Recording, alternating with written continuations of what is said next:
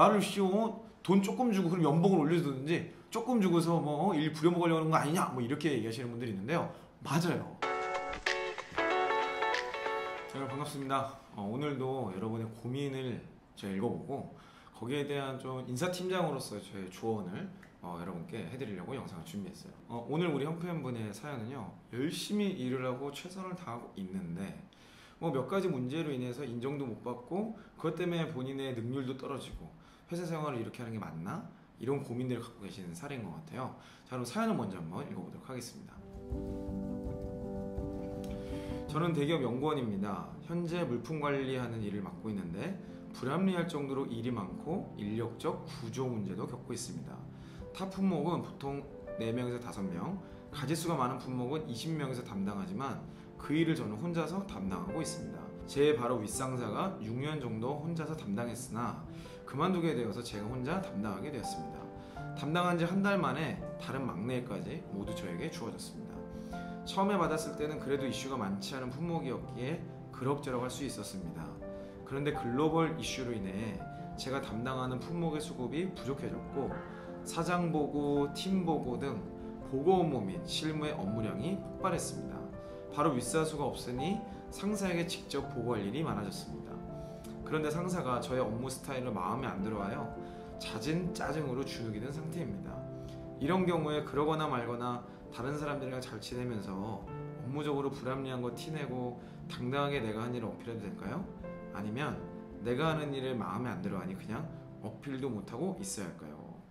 자, 이런 사연을 보내주셨는데요. 자, 이분의 상황이 좀 쉽지는 않죠.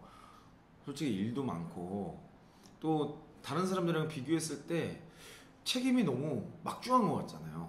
이런 관점에서 당연히 상대적으로 마음이 불편할 수도 있고 계속 이렇게 해야 되는가 라는 고민을 가질 수 있습니다.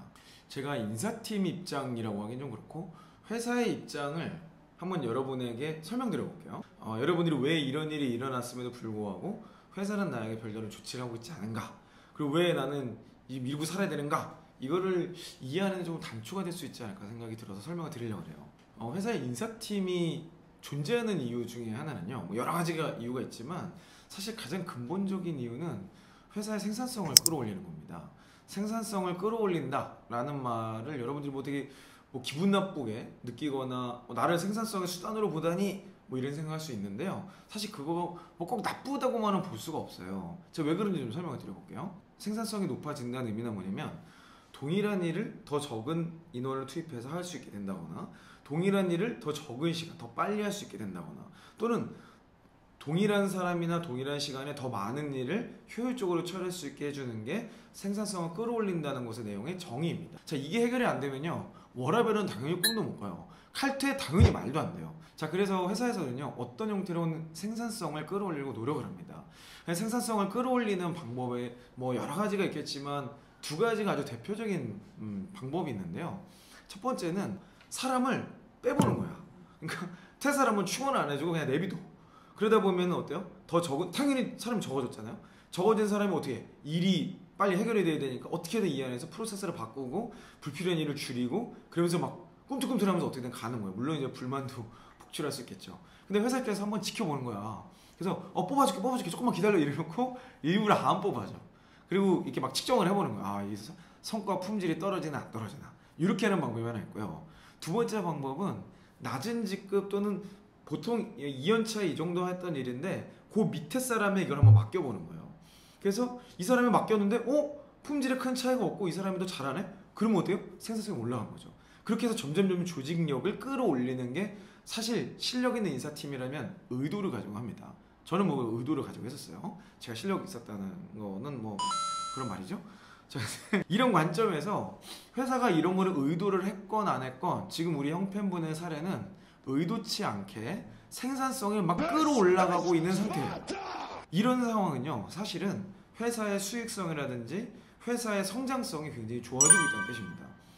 물론 다른 것들이 어렵고 힘들어지고 막 답답해지고 이런 게 있을 수도 있지만 결과론적으로는 좋아지고 있다는 뜻이에요. 그런 맥락에서 우리 형편분이 생각을 좀 이렇게만 바꿀 수 있다면 너무 좋겠다 싶은 거가 뭐냐면, 지금 내가 이 역할을 맡은 것만으로도 회사에 큰 기여를 하고 있다라는 자신감을 좀 하나 가지셨으면 좋겠고요. 상사가 당연히 이 역량의 갭 차이라는 게 있잖아요. 원래 위에 사수가 있었고 그 사람이 하던 일을 지금 다 없어지고 내가 그 일을 다 하는데 어떻게 똑같겠어요. 당연히 그 사람의 연륜과 그 사람의 커뮤니케이션 스타일과 이런 것들이 다 종합적으로 만나서 일하는 방식이랑 형성이 되는 거란 말이죠.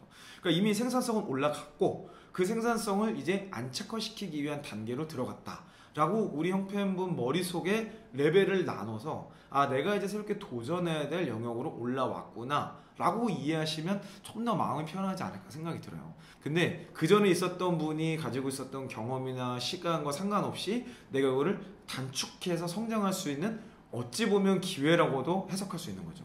자, 그럼 어떤 분들은요, 그게 무슨 기회냐, 나를 돈 조금 주고 그럼 연봉을 올려주든지 조금 주고서 뭐 일 부려먹으려는 거 아니냐 이렇게 얘기하시는 분들이 있는데요. 맞아요. 회사는 그걸 하려고 하는 거야. 아, 그 생산성이 높이는 게 그거잖아. 근데 이게 여러분이 나쁜 게 아니에요. 왜냐하면 여러분이 시장에 있는 일반적인 여러분 같은 동년배 사람들과 비슷한 일을 한다면요, 이직할 때도 쉽지 않을 뿐만 아니라 여러분의 연봉을 올려줄 이유가 그 회사에 전혀 없습니다. 그러니까 여러분들이 지금 여기 회사에서 연봉을 인정 못 받아도 여기에서 몇 가지 성과만 낼 수 있다라면 이직할 때는 연봉이 점핑할 수 있는 거죠. 제가 그래서 여러분들에게 경력 기술서를 먼저 작성해보고 내가 어디쯤 왔는지 내 시장에 있는 내 비슷한 동년배 또는 연차와 비교해서 나는 어느 정도의 스펙을 쌓고 있는 건지를 체크해보라고 말씀드린 거예요. 자, 그렇다면 우리 형편분의 고민은 이거였죠. 내가 이거를 지금 막 병아리 냉가슴처럼 가만히 있어야 되냐, 아니면 막 불만 섞인 말로 하더라도 어필을 해야 되냐, 이런 고민이 있으신데요. 저는 어필을 하는 게 좋다고 가이드라인을 드리고 싶어요.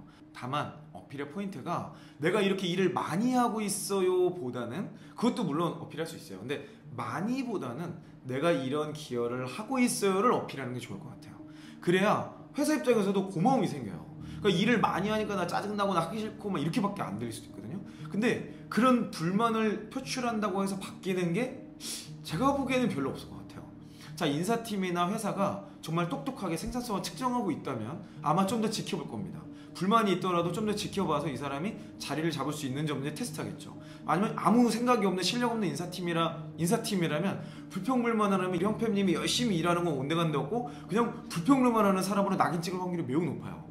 그런 맥락에서 일을 많이 하는 거를 어필하는 것도 뭐 할 수는 있으나, 제가 인사팀장으로서 조언해드리고 싶은 것은 내가 이런 기여를 하고 있는데, 이런 것에 도전하고 있는데 이런 부분에 지원을 좀 해줬으면 좋겠다. 또는 내가 어떻게 보고해야 될지, 내가 안 하던 일, 상사 역할까지 하다 보니 이런 어려움이 있는데 내가 좀 참고하거나 도움받을 수 있는 게 뭔지 궁금하다. 그런 인터뷰를 시도해보시는 게 가장 현명하지 않을까 생각이 들어요. 우리가 회사 생활 하다 보면 당연히 어려운 상황도 있고 힘든 상황도 있습니다. 근데 그거를 어떤 관점으로 어떻게 해석하냐에 따라서 이 어려움이 나를 성장시켜주는 모멘텀이 될 수도 있고요. 그냥 짜증나고 힘들고 그냥 불만 가운데서 끝나버릴 수도 있어요. 자, 우리가 불평불만을 하건 긍정적으로 바라보건 내 환경은 사실은 별로 바뀌지 않을 거예요. 자, 별로 그게 바뀌지 않을 거라면 기왕이면 긍정적으로 해석해서 내가 얻을 수 있는 경력을 확실히 업그레이드하는 걸로 써보시면 어떨까 생각이 듭니다. 네, 여러분 여러 가지 상황 속에서 힘드시겠지만요, 제가 계속해서 여러분의 어려움을 같이 이렇게 이야기를 해드릴 테니까 힘든 부분들은요 더보기란에 있는 이메일로 여러분의 사연을 디테일하게 보내주세요. 최대한 가공해서 여러분께 도움이 될 수 있도록 영상으로 제 생각을 말씀드리도록 하겠습니다. 자, 아직도 구독과 좋아요 알람 설정을 안 하신 분이 계시다면요, 구독과 좋아요 알람 설정만으로 여러분의 회사 고민이 해결되실 거라는 약속을 드리면서 이상 이영이었습니다.